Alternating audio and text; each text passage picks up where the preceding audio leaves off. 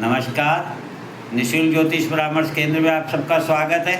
आज दिनांक 31 अगस्त 2024 शनिवार, जैसे कि हमारी 30 मार्च 2025 को ब्रह्मांड में बनने वाले गोचर प्रभाव के बारे में चल रही है, इसके बारे में हमने 1 अगस्त 2024 को ही वीडियो बना दिया था और आप लोगों को बताया था कि यह वर्ष विशेष होगा और काफ़ी कुछ परिवर्तित होगा। करीब करीब आप ये मानिए हर व्यक्ति पर इसका प्रभाव पड़ेगा, हर व्यक्ति परिवर्तन के लिए तैयार होगा और उसे अपने आचरण में, व्यवहार में, कार्य में, बुद्धि में, सोच में, इच्छाओं में, सब में परिवर्तन करना होगा। क्योंकि उस दिन ब्रह्मांड में 8 ग्रह केतु को देख रहे हैं। और केतु कौन है? केतु ये जानना चाहता है, इच्छुक है ये जानने का कि मैं कौन हूँ, क्यों हूँ, क्या हूँ, कहाँ जाना है। और 8 ग्रह यही पूछना चाह रहे हैं उस दिन ब्रह्मांड में केतु से कि बुध की बुद्धि, गुरु का ज्ञान, शुक्र का सुख, शनि का कर्म, न्यायाधीश का न्याय, कोई भी आत्मा हो, मन हो, सभी यही जानना चाह रहे हैं कि भाई हम कौन हैं। यानी सब ने अपना प्रभाव खो दिया है, सब मुक्ति चाहते हैं, सब ये सोच रहे हैं, ये जानना चाह रहे हैं कि हमने आज तक जो किया उसमें किस प्रकार से परिवर्तन किया जाए। क्योंकि हमें अपना असली व्यक्तित्व मालूम चल सके, अपना असली स्वरूप जान सके कि कौन है, क्या है, क्यों है, कैसे है। इस प्रकार का ये परिवर्तन होने जा रहा है, इसलिए हम इस पर विशेष रूप से चर्चा कर रहे हैं। तो आज हम ये बताते हैं कि ये परिवर्तन कैसा हुआ। यदि हम इसको जानना और समझना चाहते हैं तो हमें पीछे की तरफ जाना होगा। क्योंकि केतु पूर्व जन्म का कारक ग्रह होता है।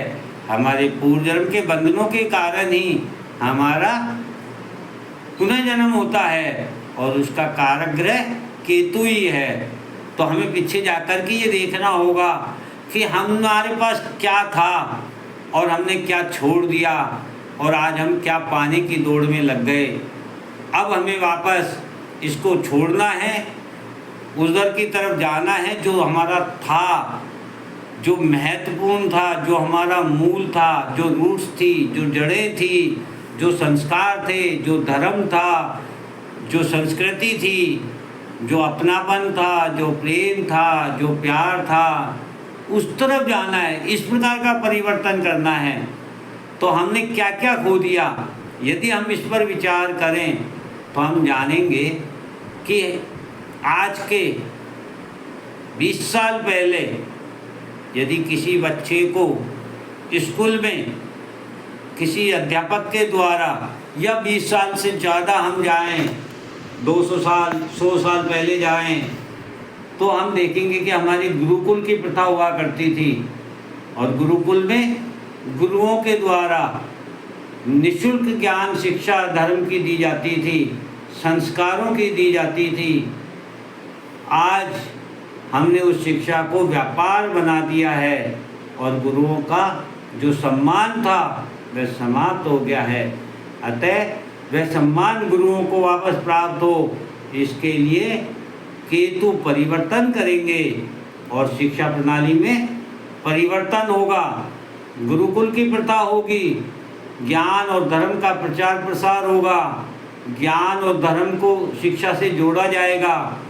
ये हम आने वाले समय में देखेंगे। और क्या परिवर्तन हुआ? हम परिवार में एकजुट होकर के रहते थे। भले ही परिवार में 5 जने कमाने वाले हों और 50 जने खाने वाले हों, लेकिन सभी लोग मिलजुल करके अपने सुख दुख को बांट करके और अपने जीवन का यापन करते थे। तो उनके लिए हर दिन एक त्यौहार होता था, एक खुशी का होता था, किसी प्रकार का भय नहीं होता था, किसी प्रकार की चिंता नहीं होती थी, अकेलापन नहीं खलता था। आज हमने वह सारा समय मोबाइल को, लैपटॉप को, टेक्नोलॉजी को, मीडिया को, इनको दे दिया है। आज हम रिश्तों से दूर हो गए हैं और अकेलेपन में चले गए हैं। केतु ये परिवर्तन करना चाहता है, वह वापस उस परिवार में, उस संग्रह में, उस संगठित में भेजना चाहता है। वह समझाना चाहता है कि वह जो सुख है वह अकेलेपन में नहीं है। इस प्रकार से शुक्र भी यही चाहते हैं कि संगठन में जाना है और उस चीज़ को महसूस करना है। इसी प्रकार से और हमने क्या खो दिया, हम पहले घर में जितनी भी स्त्रियां होती थी वह भोजन घर में बनाती थी और गाने बजाने वालों को किराए पर या पैसों पर बुलाया जाता था। आज समाज में बिल्कुल विपरीत परिस्थिति हो गई है। हम घर की स्त्रियां गाने बजाने का कार्य करती है और घर के कार्य करने के लिए हम पैसों पर लोगों को बुलाते हैं। अब केतु ये कहना चाहते हैं कि वह भोजन जो घर की स्त्रियां बनाती थी उसमें उनकी श्रद्धा होती थी, उनका भाव होता था, उनका प्रेम होता था, उनका समर्पण होता था, उनका त्याग होता था, जो उस घर को, उस घर में प्राप्त रहने वाले लोगों को जो भोजन प्राप्त होता था वह उन बच्चों में, उन व्यक्तियों में ऊर्जा देता था, वह प्यार देता था, समर्पण देता था। क्योंकि कहते हैं, कहावत है, जैसा अन्न वैसा मन। तो आज हम किराए के द्वारा बुलाए गए आदमियों के द्वारा बनाया हुआ खाना खाते हैं तो हमारा मन भी वैसा ही कार्य करता है, हर चीज़ की कीमत लगाना जानता है, करवाना चाहता है। वह कहना चाहता है कि आप किसी के लिए कुछ करके देखो, फिर आप देखोगे कि उन बच्चों में जो ऊर्जा आ रही है, जो शक्ति आ रही है, जो प्रेम संस्कार आ रहे हैं, वे आपको तरक्की के मार्ग पर ले जाएंगे। इसी प्रकार से और क्या परिवर्तन हो गया, एजुकेशन में हो गया, घर के संगठन में हो गया, माँ बाप के और बच्चों के रिश्तों में, पालन पोषण में हो गया। इसके अलावा हमारी स्त्रियों के लिए जैसा कहा जाता था कि हमारी एक मारवाड़ी कहावत है कि 3 चीज़ों को हमेशा छिपा कर रखना चाहिए, धन, स्त्री और भोजन। आज इसके बिल्कुल विपरीत परिस्थिति में चले गए हम। हमारे पास धन नहीं है तब भी हम लोन लेकर के, इतनी तरीके के ऋण उपलब्ध हैं, इतनी तरीके की सुविधाएं उपलब्ध हैं कि हम लोन लेकर के, ऋण लेकर के, लेकिन दिखाने के लिए बड़ा मकान, बड़ी कोठी, बड़ी गाड़ी, बड़ा व्यापार, ये सब दिखा रहे हैं। पहले दिखाने का प्रचलन नहीं था। हमारे गुरु कहते थे कि ये दिखाने की चीज़ें नहीं हैं, आज हम दिखावे में चले गए हैं। स्त्रियों को देखें, जैसा कि वो 3 चीज़ों के लिए कहते थे, पहला धन, दूसरा स्त्री और तीसरा भोजन। तो स्त्रियों के बारे में हम देखें तो आज हम समरूपता की बात करते हैं, समानता की बात करते हैं। स्त्रियों ने अपनी जिम्मेदारियों में एक नई जिम्मेदारी जोड़ ली है और वह मानव मतलब जेंट्स के बराबर कमाने की अपनी ऊर्जा में उपयोग ले रही हैं। अब वह ये नहीं समझ पा रही हैं कि घर की परिस्थितियों के अनुसार या हमारे संस्कारों के अनुसार स्त्री को घर तो संभालना ही था, बच्चों को संभालना ही था, बच्चों को जन्म देना ही था, परिवार का पालन पोषण करना ही था। और उसने अपनी इन जिम्मेदारियों के साथ एक जिम्मेदारी और ले ली, जिससे वह थकान महसूस करती है, वह स्वतंत्रता महसूस नहीं करती है, वह दुखी और समस्याओं से घिरी रहती है। और इसी कारण से उसे बाहर से लोगों को हायर करना पड़ता है। बच्चों के पालन पोषण के लिए ले लो, एजुकेशन के लिए ले लो, भोजन प्रसादी के लिए ले लो, घर की साज सज्जा या सुविधा के लिए ले लो। तो इनके द्वारा जो हमारे परिवर्तन आए हैं वह केतु ये बताना चाहता है कि आपको वापस उसके बारे में विचार करना होगा और आपको समझना होगा कि इस प्रकृति में हर चीज़ का निर्माण किसी विशेष उद्देश्य के लिए किया जाता है। कोई भी किसी के समान नहीं हो सकता है, सभी में अपना अपना एक गुण होता है।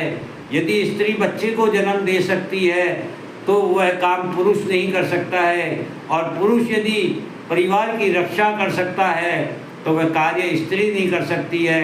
स्त्री यदि बच्चों का पालन पोषण कर सकती है, परिवार को साज सज्जा से सजा करके रख सकती है, तो पुरुष घर के बाहर रह करके अपना पराक्रम दिखा सकता है, मेहनत कर सकता है, कर्म कर सकता है, धन अर्जित कर सकता है। इस प्रकार से सभी का अपना अपना क्षेत्र था। हमने अपने अपने क्षेत्रों को छोड़कर दूसरे के क्षेत्रों में हस्तक्षेप करना शुरू कर दिया है। यही केतु बताना चाहता है कि आपको वापस उन चीज़ों के बारे में विचार करना होगा, सोचना होगा, समझना होगा और लौटना होगा। इसी प्रकार से और क्या परिवर्तन किया हमने? आज हम अर्थ के लिए शिक्षा का ढांचा बदल चुके हैं, रिश्तों का महत्व बदल चुके हैं, और देश विदेशों में, प्रदेशों में नौकरी के लिए, व्यापार के लिए अकेले रह रहे हैं और मजबूर हो रहे हैं। इसी कारण से हमें न तो घर का भोजन मिल पा रहा है, न घर का प्रेम प्यार मिल पा रहा है, न संगठन की वो शक्ति मिल पा रही है, और हम अकेले होते जा रहे हैं। और अकेला व्यक्ति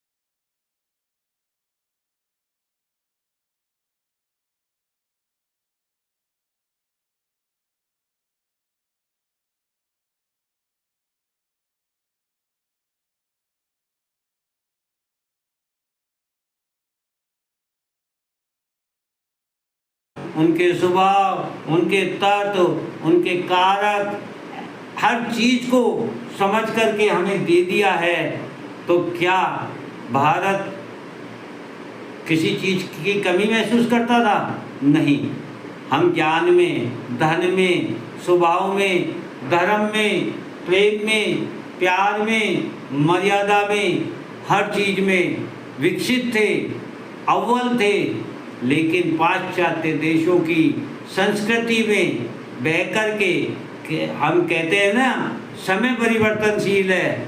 चूँकि हमारे पास जो था, हर आदमी को अपने पास जो होता है वह कम लगता है और सामने वाले के पास ज़्यादा लगता है, वह उसमें अपना परिवर्तन करना चाहता है। और यही कारण हुआ कि धीरे धीरे हम पाश्चात्य संस्कृति की ओर चले गए। लेकिन अब 30 मार्च 2025 को होने वाला ब्रह्मांड में जो गोचर है, यह यही परिवर्तन दिखा रहा है कि सभी को वापस भारत की धरती से जुड़ना होगा, भारत में आना होगा, भारत की संस्कृति, भारत के धर्म, भारत के विकास में सहयोग करना होगा, भारत को समझना होगा, भारत भूमि को समझना होगा, यहाँ के धर्म को, यहाँ के कर्म को, यहाँ के कर्तव्य को, यहाँ की मर्यादा को, यहाँ के सिस्टम को समझना होगा, उसमें शामिल होना होगा, उसके द्वारा अपने आप को परिवर्तन करना होगा। इतना बड़ा परिवर्तन पूरे विश्व में होने जा रहा है, इसका मतलब आने वाला समय भारत का सर्वोच्च समय होगा, जब भारत वापस से विश्व गुरु होगा, भारत वापस से सोने की चिड़िया होगा, भारत वापस से पूरे विश्व को ज्ञान देगा, विज्ञान देगा, ऊर्जा देगा, शक्ति देगा, जीने की राह दिखाएगा और अहिंसा के मार्ग पर लेकर जाएगा। आज विश्व में चारों तरफ हिंसात्मक सोच है, ये सोच भारत की नहीं है, हमारे ऋषियों की नहीं है, हमारे ज्योतिषाचार्यों की नहीं है। अतः इसको समझना होगा, हमें भी अपने आप में परिवर्तन लाना होगा, हमें भी इन सब चीज़ों से जुड़ना होगा। यही हमको समझना है, यही मेरा आपसे निवेदन है। जय हिंद, जय भारत।